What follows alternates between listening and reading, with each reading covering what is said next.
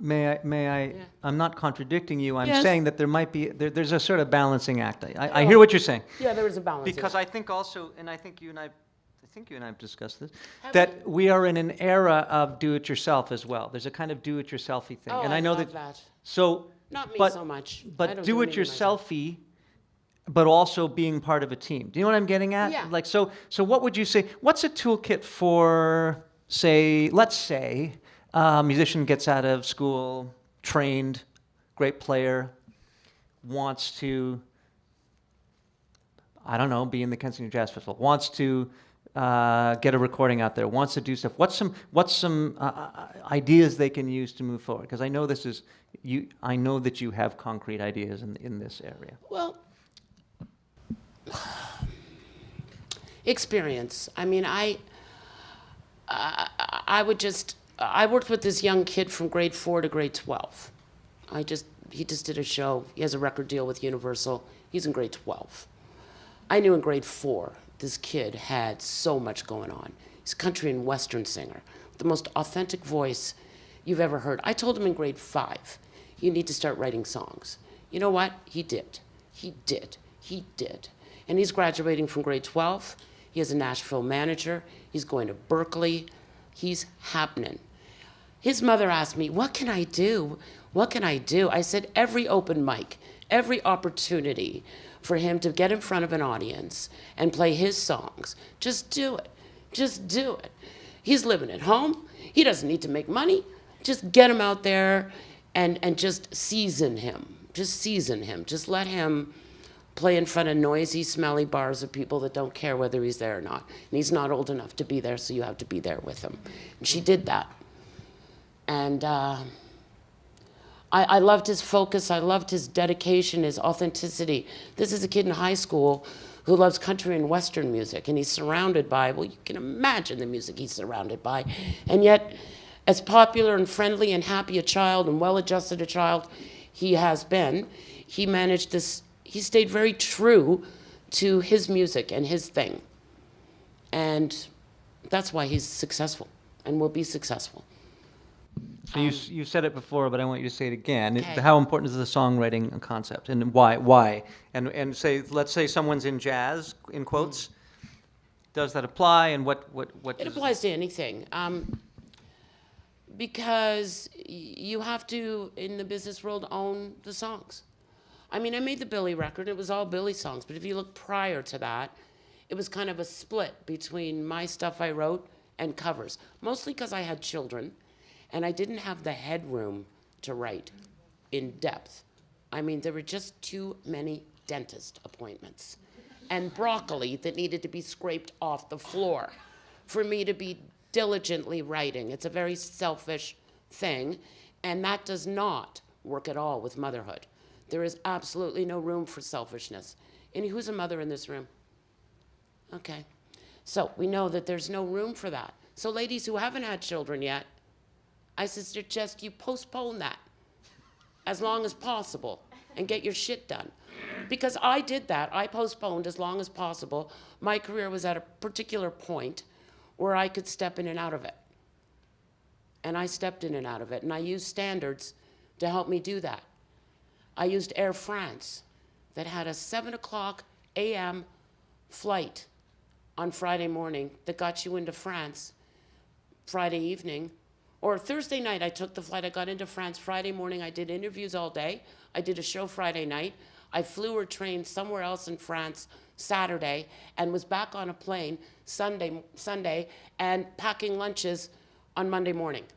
Okay, so and you weren't tired, I'm sure. It was a no, and I made records. I have no idea what those, I don't know. There's even one record in particular, the album jacket, I look depressed because guess what? I was. It's purple. I'm like this. I'm sure you've seen it. Anyhow, but you still have originals on those records. So you're saying it's split. Yeah. I did because that's what I love to do the most is write songs and write and work collaborate with those songwriters.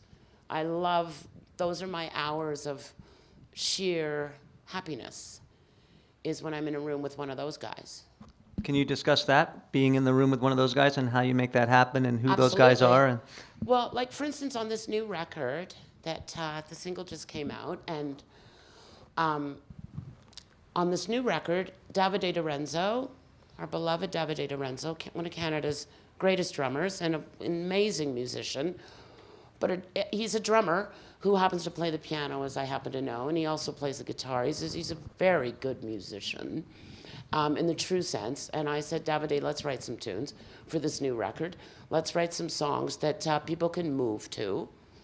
Let's write some songs that have some gravitas around what's going on in the world right now. So we're looking into the canons of people like Mavis Staples and protest and my roots in my parents' music. And we thought about this. Songwriting for me always starts with conversations with people I want to write with. I always have a very clear idea of my direction. Frankly, if I didn't, I'd have been blown apart about 16 times by now. You have to really understand what you want to say and how you want to say it. And that's when you start to bring other people into the room, right? And so with Davide, we talked about the kind of songs I felt like I wanted to sing for the next 2 or 3 years. See, that's the other piece. I got to get out there and sing those things. So what do I want to be saying? What do I want my audience to be doing while I'm saying it? Who is my audience? Who am I talking to? Who are you people? What are your stories? The best songs are songs about you, not me. I don't write about me. I write about you. You'll see me on the streetcars eavesdropping. You'll see my crazy, eclectic group of friends who have nothing to do with the music business at all, at all. That's where I get my stories. That's where I hear from you, is that way. So I get into a room knowing who I want to talk to, who I'm talking to, and what are the stories you want to hear. And I try and write those. I want you to see me in my songs, but I want you to see you in my songs, mostly. This is critical to songwriting, is who you're talking to, right? So I get in a room with these guys, we have conversations. There's no music involved. We're talking. They go away, and they start throwing me bed tracks, piano, bass, and drums, or whatever they got on hand. And they start throwing stuff at me, and what sticks, I start writing to. I sit at my piano. I'm a ballerina. I'm not a piano player. I'm a ballerina. I have great posture at the piano. I look amazing at the piano, but I don't actually play the piano. More than, what you can imagine a ballerina has figured out on the piano. My children had piano lessons. Mom, not so much. Should have, but I didn't. Anyhow, so I can, with their track, I can plunk out melody, I can plunk out lyric. I'm constantly writing into journals. I'm constantly writing on scraps of paper. I write the best between 6 and 8 a.m. I'm an early morning person. That's a deep, dark secret about Molly Johnson. I am an absolute morning person. Just partly why you never see me in the clubs is because I'm in bed. With Peter Mansbridge, back in the old days. You're at in 10 bed with a.m. Peter Mansbridge. At Yeah, we'll 10 just leave a.m. it there. Related to this, though, is you're probably, this is a jazz-oriented audience, I think many of the people here, and a lot of them are not therefore singers necessarily. Right. So let's say you're talking to an instrumentalist. So Right. does it make sense? I mean, there's the instrumental jazz. So it's about writing. It's about writing, Okay. and it's about putting together little combos and getting out and making work. You're self-employed, people. I don't even know my next job. I actually do not know, and I have a new record out. And I do not actually, we're working on a tour, but I can legitimately say right now, I don't know what the hell I'm gonna be doing in a month, and I'm not 100% sure how I'm gonna pay my mortgage. So, let that be a little grounding lesson. You have to go out and make your own work. I discovered with Kensington Market Jazz that there is an audience for live music. It is undeniable. There were 4,000 paying people in Kensington Market over the weekend. 4,000 of them. The common thread of all the businesses was, wow, a whole bunch of people in the market I haven't seen here before. So clearly, we brought them. We brought them with social media. We worked like crazy in our social media to make sure that every one of our venues was stuffed so that we could clearly say to our artists, you're working for the door. By the way, guys, just a little tip. When you play Massey Hall, which I've done twice, you're working for the door. I don't know where musicians got off with, well, I don't work for the door. What the hell else are you working for? Bar sales? No. You know, you need to make a deal with the club or with the bar. They get the bar, you get the door. You get the door, you go nuts on social media, you have no guest lists. Here's the thing. They love you, they're your mom, they're your cousin. Pay! How much do you love me? Pay! It's not rocket science. We did busking in the market this year, curated busking. It was fantastic after I talked these A-line musicians into busking. This was a feat to convince them that I would create an environment for them where they could make $200 to $300 in an hour and a bit. And it worked. We curated busking in non-music venues throughout the market. Was anyone at Tom's? We took 13 racks of clothes out of his store. We put them in a truck around the corner if you're wondering where they went. He has one door in that store, one regular sized door. We got a 14-foot grand piano in there and a stage. We created an environment for music. This is doable. You've got a restaurant at the bottom of your street. Put some music in there. Get it in there.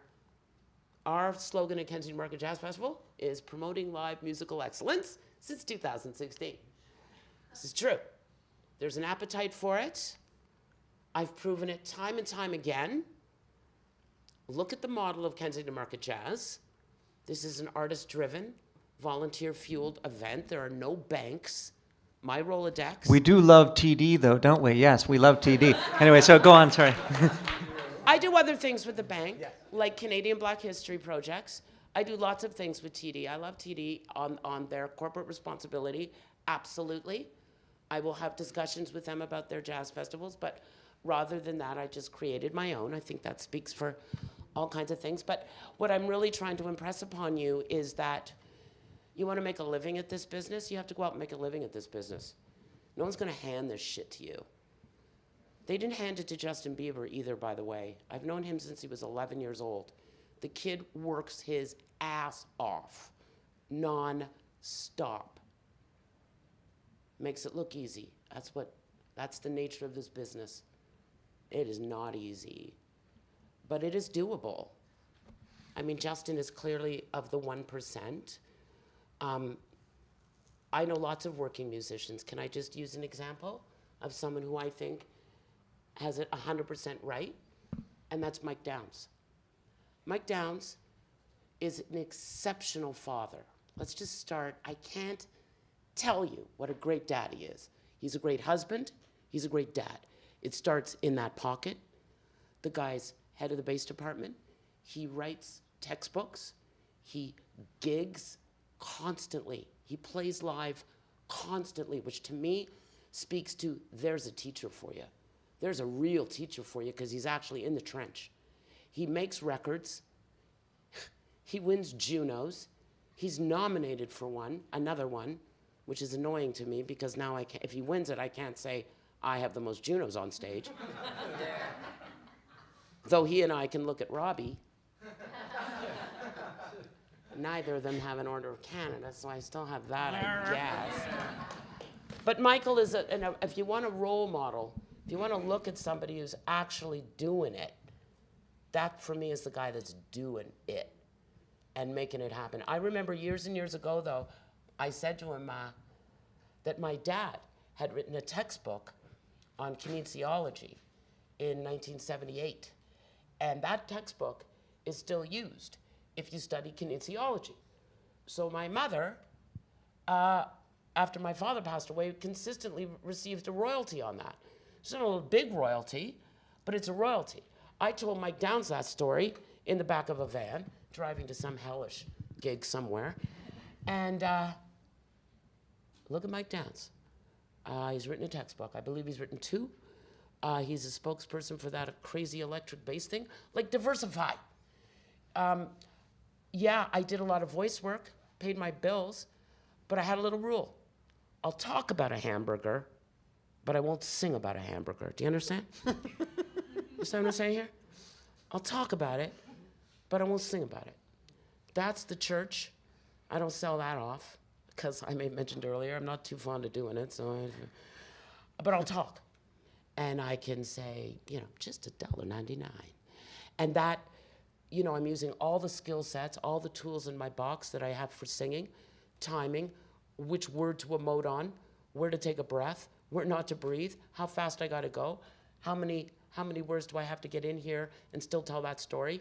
All those pieces to the pie I can use on a voiceover job. But I don't sing.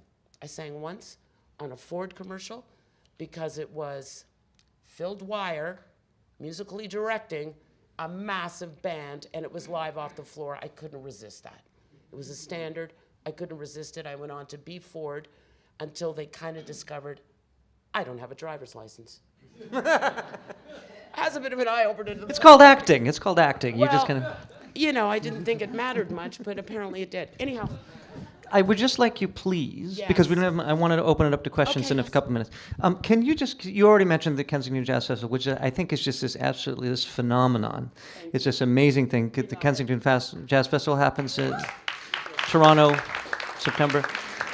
Can you just talk a little bit more about it, because it is a very special, unique jazz festival, and you kind of you did intimate what's different and special about it. It's so. Can you talk about? Was there a philosophy that it came Yeah. out of? Was there? the big philosophy is cash only. 2 words, cash only. So that made it very simple for us with Rev Canada, for instance. I don't touch no money. I don't touch a cent.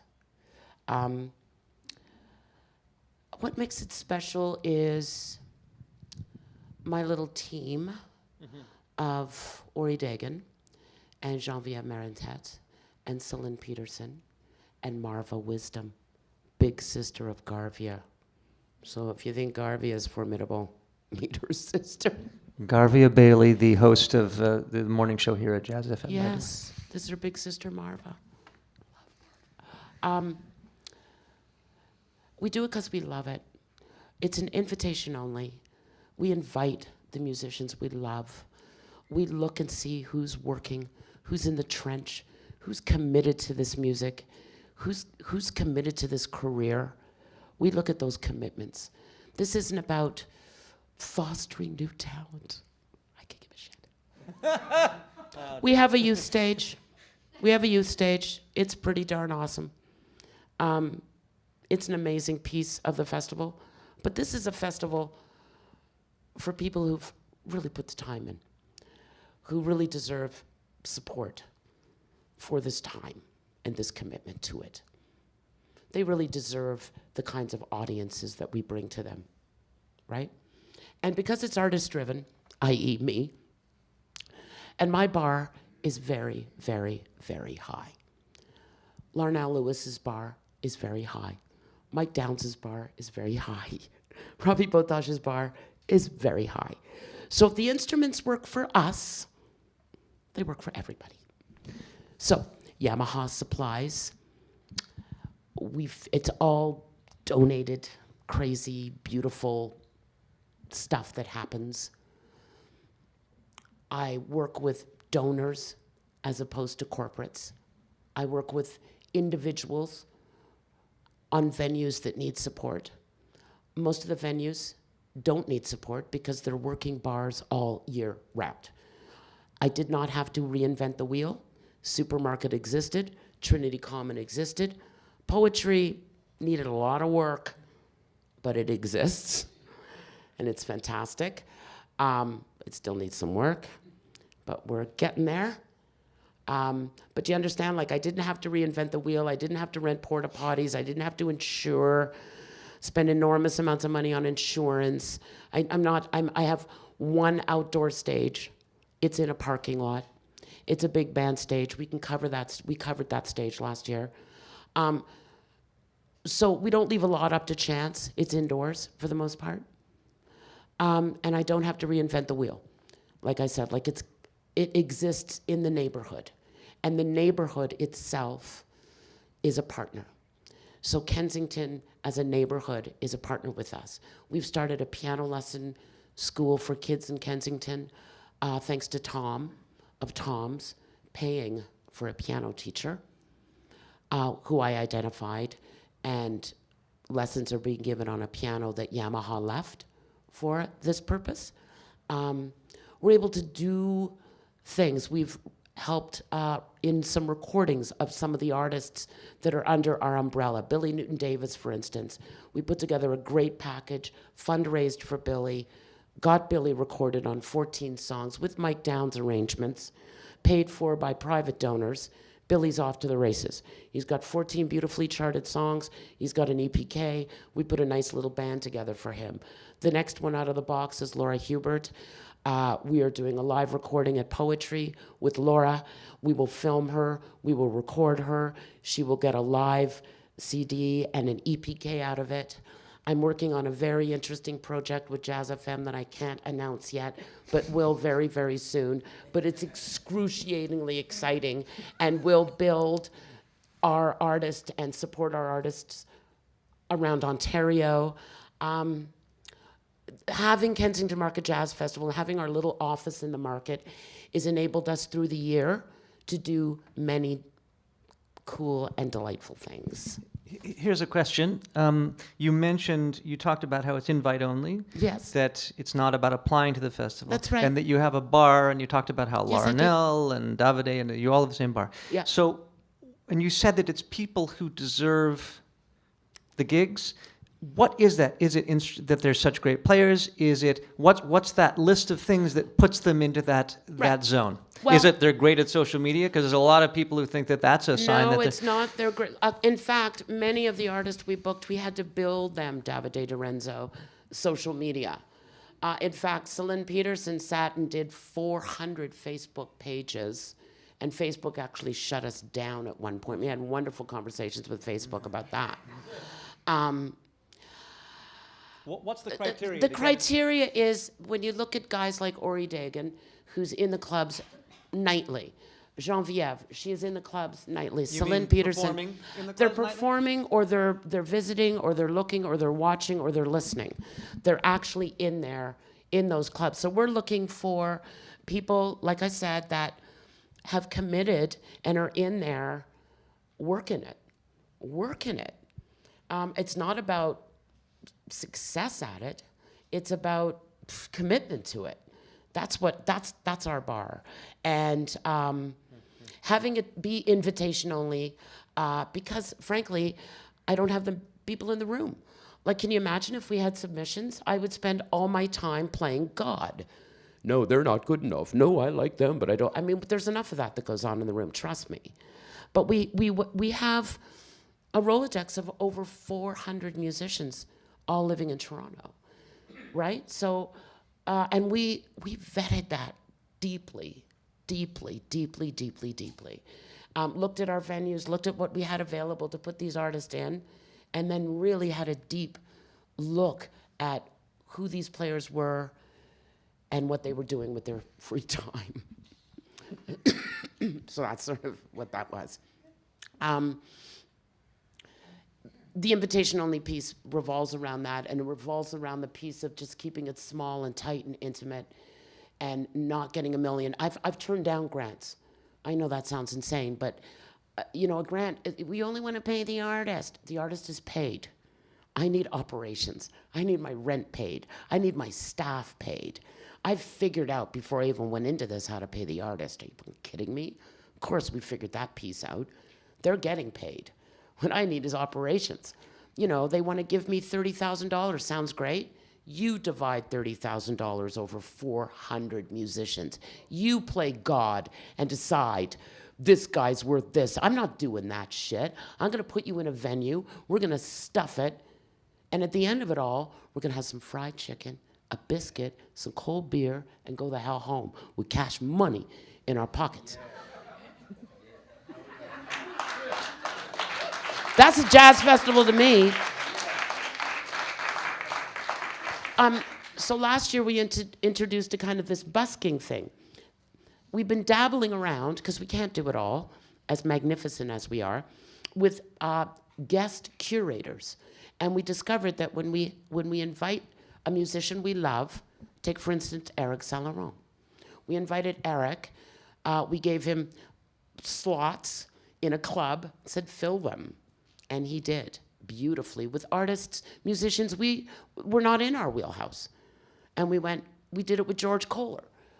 And we realized, well, this is a very interesting way to bring in artists that might not be in our grill by inviting the artists we love and trust and respect to curate for us.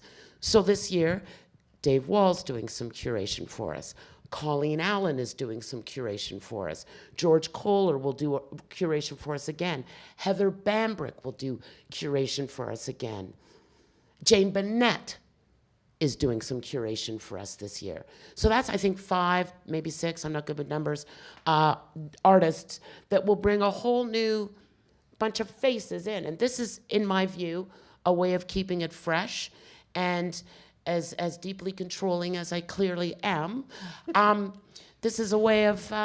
Perhaps the invitation-only thing becomes less potentially cliquish. This is it. And cliques can be good, cliques can be hellish. But always having, I like fluid. I like things moving.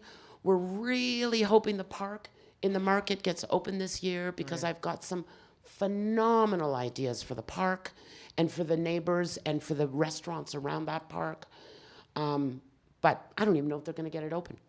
So holding on that.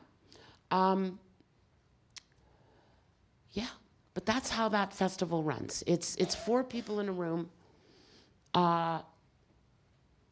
looking at everything with this huge, we send an artist invite out with a Google Doc attached.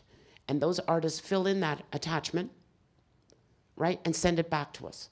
Then we do an insane algorithm of, well, so-and-so is available on the Wednesday, but he wants to play with so-and-so. So we got to do this. Nightmare. This, it's an awesome puzzle that we feel privileged to do because other festivals absolutely do not do that. This is a differentiator with us, is we actually know how many people want to have a day in their band, for instance.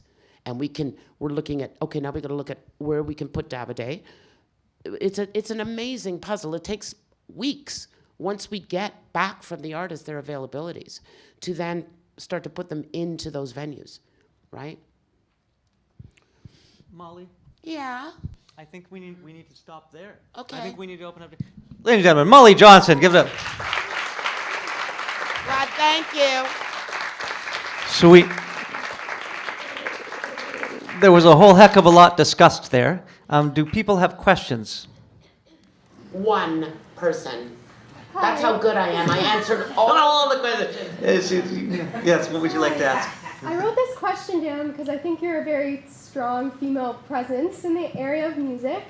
I'm a third-year vocalist in university at the moment, and as a woman and a vocalist in this program, I've kind of experienced some issues with being seen as an equal, whether that's female versus male, or a vocalist versus someone with a separate instrument. And we just recently had a master class where a musician a lot of us looked up to pretty much talked the whole time about how we have to play like a man, and even mocked a female vocalist. I love mocking Sure. female vocalists myself. But well, but I wanted to know if you faced any like Mocking? no, well, Kidding me? struggles being like A girl? a vocalist, a woman in the stream, and what you did to kind of rise above it, I guess, and you know, Right.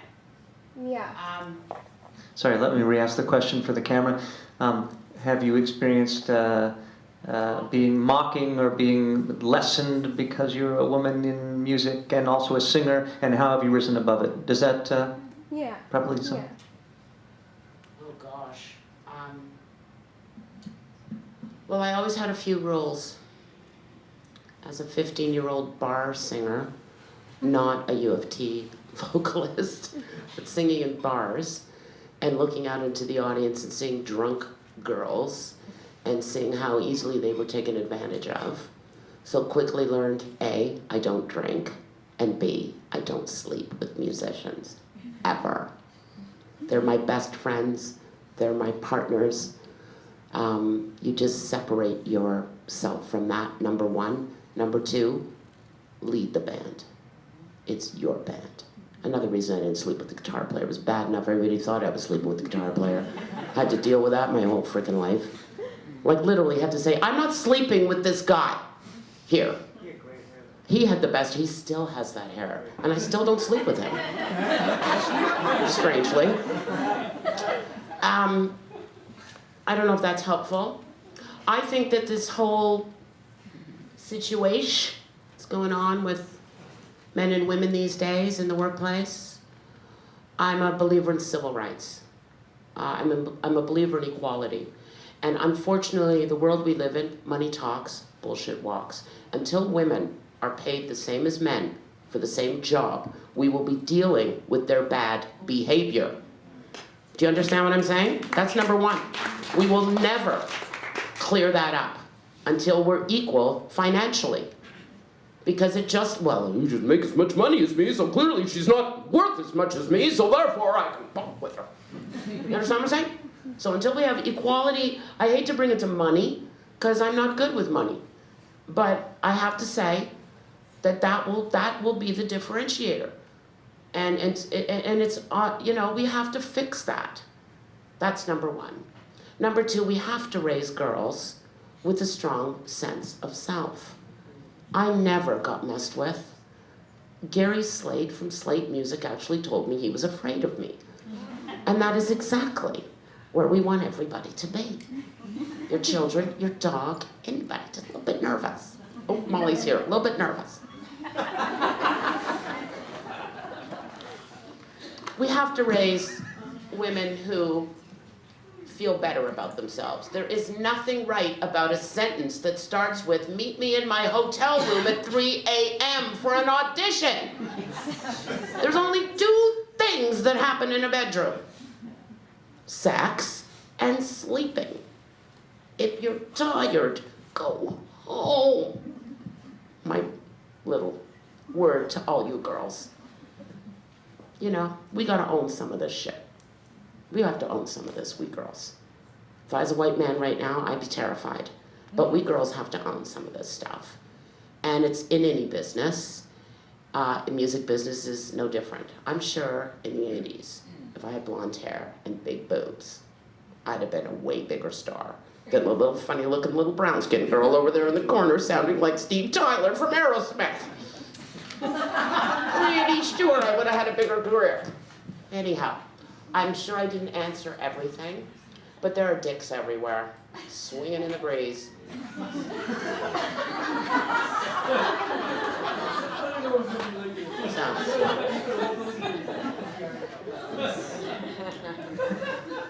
Are there any other questions? Or Surely not in this room. Have I terrified everyone? Have I terrified everyone? Any more questions? Any more questions? As you have a legend She has a here. question. I have a question. So, like, as the female band leader, like, Yeah. for example, like, I'm just moving into that domain now, or I'm hiring you on the gig, and I have guys that don't want to hear, they don't want to take direction from me. Yeah, okay. Here's what you gotta do. Start smoking cigarettes so you lower your voice. So you sound way meaner. Meaner. May I just interject? Maybe not mean, but just, We have an actual doctor here, Dr. John Chung, probably wouldn't agree with that. Is there another way to... you know, it's time. You know, if you're focused on what you need to get your band going, and you're focused on that, over time, you'll gain gravitas around that. Also, try and stick with the same musicians. Don't be fucking different, because you kind of have to start again every time. I have to spend, not anymore, of course, but I used to spend an awful lot of time proving to the boys in my band that I wasn't that singer, that I wasn't gonna be all, it's cold, oh, I need some water, somebody get me tea. And I wasn't gonna be her. I was gonna be in the van, I was gonna not be one of the boys, but be one of the people. So boys had to, you know, Can I... did that answer any? I have one, just I don't know. can I just make a suggestion also? We was in bands for a long time. I think that if you have guys who aren't, you're the leader and there's guys in your band who are being goofs and not listening to what you have to say, get different guys. Yeah. Exactly. Bravo. You know what? Because they're out there.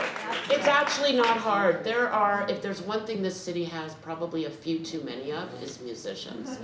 I mean, we really have we really have a lot of them.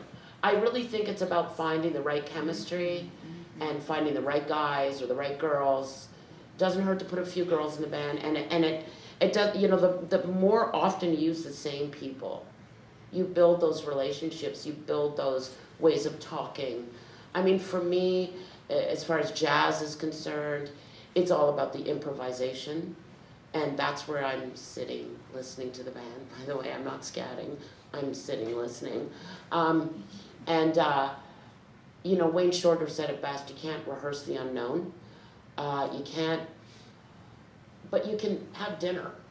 I find dinner is often more impactful than the rehearsal. I don't spend a lot of time rehearsing. We kind of run tunes and sound check. You spend more time eating, talking, laughing, building those relationships. That's how you get what Robbie, Mike, and I have, for instance. That's a magic, unbreakable, ridiculous piece of music when you get the three of us in a room, because that's solidly 15 years, the three of us. Mike and I longer, but right? So it's about relationships, it's about getting people that work with, you know, that you feel comfortable with, and that listen to you, and respect you. They're out there. They're out there. I guarantee you, they're out there. I know that because I booked 400 of them at my Kensington Market Jazz Festival. We have time for one more question, if there is one, because we have to move on. We have one more speaker today. Any more questions? Once. Molly, He's afraid. you mentioned that you were doing stuff with the Black History Society. Yes, Canadian Black Yeah. History Projects is Yeah. my little thing. And And what am I doing? Yeah, talk Well, about that. I get TD Bank to fund Yeah. stories that I find around Canadian Black history. So it started with the Book of Negroes, Yeah. and I'm working towards getting that into the high school curriculum, Right on. because the only book on racism in the high school curriculum is To Kill a Mockingbird. Oh, please. For 4 years of high school, that's your book. It's brutal. Right. I've got Lawrence Hill writing the teacher's aid to that book, because you need to know how to teach it. I mean, you don't get rid of Huckleberry Finn. You find a way to teach Huckleberry Finn. You don't change history, you teach history. You can't erase stuff. We gotta build on stuff. So, Good. so that was a big piece. Right about now, I'm working on an amazing documentary on Daisy Peterson, who was, I could go on, and Daisy Peterson, in a nutshell, was the piano teacher to Oscar, Joe Seeley, and Oliver Jones, to name 3 piano players you may have heard of. Daisy went to McGill University in the 40s, the only black girl, the only girl in that music program. She cleaned houses to do that. Daisy Peterson started the Montreal Mass Choir. Daisy Peterson is a force, and I get to do a documentary with my brother, Clark Johnson, and Charles Officer, a wonderful black director here in Canada. My brother is a film and television director, Google him. So he's amazing, and he had gave me such fantastic advice about telling the Daisy Peterson story, i.e., don't bring Oscar into it till almost the end, or it will become Oscar's story. And I thought, you know, there's my goofball, brilliant brother with that one sentence that's going to shape how we do that. If this is a successful 45-minute piece, I have 7 other great Canadian Black history stories I want to tell. I get to sit on the board of Historica, so you may see some color folk in those commercials, and you may have seen the odd Indigenous personnel creeping into those Historica minutes. Yeah. They've been an amazing partner with me on quite a few of these projects. Again, this is absolutely using my powers for good. TD Bank wouldn't give me a time of day. I come in there and totally sprinkle stardust all over those idiots. Good. And take their money. Well, the story needs to be told. There are That's many what's most stories important. that need to be told about You know. Canadian blacks who've been in this country Hey man, I for grew up. 200 years. I grew up like you, and people come up to me, "Where are you from?" I said, "I'm from Toronto." "Where are you family from?" I "I'm tell from people I'm Canada." Obama black. They don't, a lot of people didn't understand back then what it was, and Yeah. I'm mixed like you, and I grew up in that world, but our music is root. I grew up in the history, my family came from the Underground Railroad, so when I hear you talking about that and the stuff that I write for the black community, Right. you know, the black Canadian community specifically, And is, having my office in the epicenter of Kensington Market, this was the black community of Toronto in the 40s and 50s. yeah, That liquor store on Spadina used to be a club called Soul Palace. And I shouldn't have been in there at 15 years of age, but guess what? That's where I was. That Paramount. corner of Spadina and Dundas was epicenter to Toronto black people. The churches were there. That's why those projects were there. Black folk, right there. Happy Village, I like to call it. Alexander Park is what you may call it. That is having an amazing renovation, and I get to be a part of that, in that I'm a part of the community center that's being built there, and the music piece that's being built there. And I hope that by the time they build it, my little Kensington Market piano lessons will morph into, that's my jump, is to that.